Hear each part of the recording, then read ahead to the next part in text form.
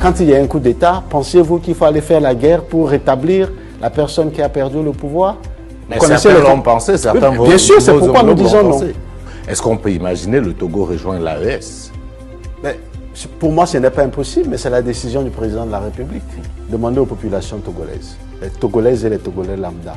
Si le Togo veut rentrer dans l'AES, vous allez voir leur réponse. Vous direz qu'ils vous diront oui. Les peuples africains veulent être eux-mêmes. Quand vous nous voyez, nous ne sommes contre personne. Nous le disons sans cesse. Nous voulons être nous-mêmes. Pour nous aujourd'hui, le président Assimi Goïta est une chance pour le Mali. Le rôle assigné à l'Afrique aujourd'hui est lamentable. L'Afrique est utilisée seulement pour servir les grandes puissances. Et ce n'est pas normal. Ce n'est plus admissible. Inadmissible.